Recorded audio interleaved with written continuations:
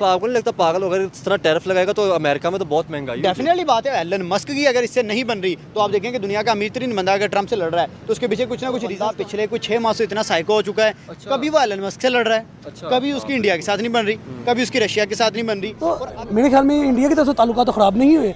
ये अगर ताल्लुकात ख़राब हुए तो अमेरिका की तरफ से है ना, या बल्कि अमेरिका की तरफ से भी नहीं हुए। ये ताल्लुकात ख़राब हुए तो डोनाल्ड ट्रम्प ये प्रॉपर सपोर्ट किया है अपने फ्रेंड्स इंडिया को और दुनिया को ये पैगाम देना चाहते थे कि रशिया और इंडिया एक पेज पे खड़े हैं और दोनों एक दूसरे के साथ दोस्ती निभाते हुए और ताल्लुकात को मजबूत करते हुए आगे बढ़ते देश है जो अमेरिका और रूस दोनों से संबंध रखता है और दोनों के बीच बैलेंस बनाने में सक्षम है। यानी पुतिन ने यह संदेश दिया कि अगर दुनिया में कोई देश ऐसा है जो रूस और अमेरिका दोनों से बराबरी से बात कर सकता है तो वो है प्रधानमंत्री नरेंद्र मोदी ने राष्ट्रपति पुतिन से बात की है, रूस के राष्ट्रपति पुतिन से बात की है। पुतिन ने ट्रंप से बैठक की जानकारी दी। अलास्का में ये वार्ता हुई थी जिसकी जानकारी दी गई है। रूस के राष्ट्रपति व्लादिमीर पुतिन ने अमेरिका के राष्ट्रपति डोनाल्ड ट्रंप से अलास्का में हुई मीटिंग के तुरंत बाद भारत के प्रधानमंत्री नरेंद्र मोदी को फोन किया।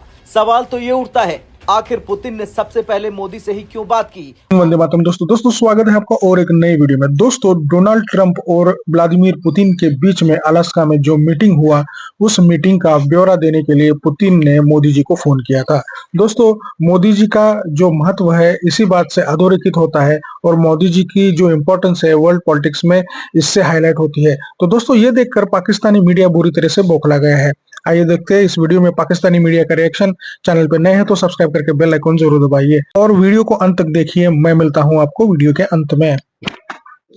भारत की डीप स्टेट में लगातार वार्ता चल रही थी, फिर अमेरिकन डीप स्टेट ने ट्रंप को कंट्रोल किया। फिर ट्रंप जो है उसने एक भारत के साथ में एक अच्छा कार्य कर दिया और अच्छा कार्य ये कर दिया कि जो काम ये लोग चुपचाप करते वो उसने खुले में कर दिया।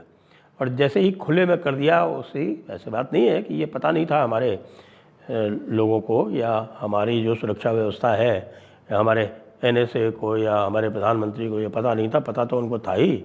और वो सदैव वो इसीलिए अमेरिकन सिस्टम से थोड़ी बहुत दूरी अवश्य बना के रखते थे क्योंकि उनको पता था कि ये लोग कभी भी धोखा दे सकते हैं और यदि ये मित्रता का व्यवहार करें तो और भी सावधान रहना चाहिए। लेकिन ट्रंप तो ट्रंप है, वो थोड़ा सा बेवकूफ़ किस्म का, थोड़ा अड़ियल किस्म का, अहंकारी किस्म का और बिल्कुल जो है ना वो एक डॉन किस्म का बंदा है। और डॉन किस्म के बंदे को जब उसने देखा कि साहब की डीप स्टेट कह रही है कि मोदी से दूरी बनाओ, मोदी को हटाओ, तो डॉन ने अपना काम कर दिया। डॉन ने काम कर दिया तो फिर मोदी ने भी काम कर दिया। मोदी ने पूरी तरह से पुतिन और चाइना के साथ में मिलके ऐसी रणनीति बनाई कि पुतिन जो पहले मान नहीं रहे थे, पुतिन को समझाया कि भाई ऐसा है कि ये बेवकूफ़ आदमी है, इसको उल्लू बनाया जा सकता है, आप तो जाओ, आप तो इससे बात करो और आप इसको चने के झाड़ पे चढ़ाओ और आप थोड़ा सा चने के झाड़ पे इसको चढ़ा दोगे तो ये चढ़ जाएगा।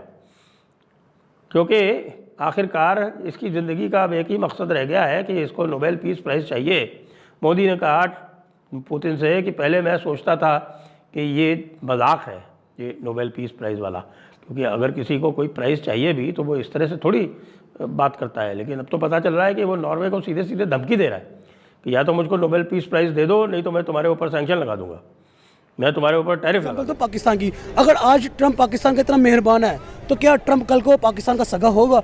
ये क्वेश्चन मार्क है, बेसिकली ये क्वेश्चन मार्क है। मेड इन इंडिया की बात करते हैं कि जहाँ पर कह लें कि fighter jets made in India, India का अपना सोशल मीडिया, जैसे चाइना अपना सोशल मीडिया यूज़ कर रहा है, वो कोई भी कह लें कि ऐसी ऐप इस्तेमाल नहीं करता जो अमेरिका की हो। इंडिया भी बिल्कुल ऐसे करने वाला है। इंडिया खुद जो कह लें जो कि चिप्स बहुत इंपॉर्टेंट मायने रखती हैं लैपटॉप्स के अंदर, कंप्यूटर्स के अंदर, ईच एंड एवरीथिंग के अंदर, उसको भी खुद मैन्युफैक्चर करने की बात है। देखिए एग्जैक्टली मैंने पहले भी एक ये न्यूज़ सुनी थी, आज से कोई ऑलमोस्ट वन ईयर बिफोर चलिए कि इंडिया जो है वो उसके इंडिया के अंदर सेमीकंडक्टर चिप्स की एक मैन्युफैक्चरिंग इंडस्ट्री भी बन गई है। तो लाइक अच्छी बात है। आपने बात की जो ऐप्स की, सोशल मीडिया की, आपने चाइना का जिक्र किया। मैं आपको एक बात बताता हूँ, चाइना टिकटॉक जो है वो चाइना की एप्लीकेशन है, चाइना की मेड है, लेकिन चाइना में ही टिकटॉक यूज़ नहीं होता। ठीक है, चाइना ने अपनी ऐप बना के पूरी दुनिया में वो ऐप चला दी, बट चाइना खुद वो ऐप यूज़ नहीं कर रहा। देखिए ये बेसिक चीज़ है। जब आप खुद एक हैंडलर होते हो ना, बेसिकली अगर आईटी की फील्ड में बात करूँ, अगर आप खुद हैंडलर हो ना तो मेरे ख्याल में आप ओनर होते हो, आप सक्सेसफुल हो रहे होते हो। आप जो अपनी सोशल मीडिया प्लेटफॉर्म्स को ऑन एयर करते हो, ड्रॉप करते हो। जो व्यक्ति इस तरह तक आप समझ लीजिए कि एक साइकोटिक हो गया हो, उसको डील करना तो फिर बहुत आसान है। हो सकता है कि मोदी ने आरंभ में ये कार्य इसलिए नहीं किया क्योंकि ये जो साइकोटिक था ये शुरू में ही उछल पड़ा और इसने ऐसी बात कह दी जिस पर किसी भी तरह से भारत या नरेंद्र मोदी सहमत नहीं हो सकते थे, क्योंकि इसने कह दिया कि साहब सीज़ फायर मैंने कराया है। अच्छा, सीज़ फायर की बात जो भी चल रही थी आप जानते हैं उसका क्या सीक्वेंस है, और उसके लिए फ़ोन आ गया था DGMO टू DGMO और DGMO की वार्ता होकर तय हो गया था कि ठीक है कर देते हैं। पाकिस्तानियों ने ये चीज़ अमेरिकन को बता दी कि हाँ भाई वो तैयार हो गए हैं, और ये भाई साहब कूद के पहले से और उछल पड़े और कहा कि मैंने सीज़ फायर करा दिया और मैंने एक न्यूक्लियर वॉर रुकवा दिया है। ये चीज़ जो थी ये भारत तो किसी भी तरह से मान नहीं सकता, क्योंकि भारत की तो पार्लियामेंट की, भारत के जितने भी दल हैं उनकी सभी की ये एक कंसिस्टेंट पॉलिसी रही है कि मीडिएशन नहीं होगा, भारत और पाकिस्तान के बीच में कोई तीसरा नहीं होगा। पाकिस्तान सदैव से प्रयास करता रहा है कि किसी तीसरे को बीच में लाया जाए जिससे कि वो तीसरा उसका हितैषी हो, भारत के ऊपर दबाव बनाया जा सके। तो यहाँ से जो घटनाक्रम आरंभ हुआ उसमें फिर जो अंदर खाने जो बात चल रही थी वो निकल के बाहर आ गई और उसे ये साफ पता चल गया कि जो अमेरिकन्स हैं, दिख तो पहले से ही रहा था, जिस तरह से बांग्लादेश में इन लोगों ने बदमाशी की, बांग्लादेश में भी बदमाशी की पूरी। दोस्तों, जैसे कि आपने वीडियो में देखा कि कैसे पाकिस्तानी मीडिया का एक वियर्ड रिएक्शन आ रहा है। दोस्तों, मोदी जी को पुतिन जी ने फोन किया, यही बात उनको पच नहीं रही है। दोस्तों, मोदी जी का इम्पोर्टेंस पुतिन ने फोन करने के बाद वर्ल्ड पॉलिटिक्स में बढ़ गया है।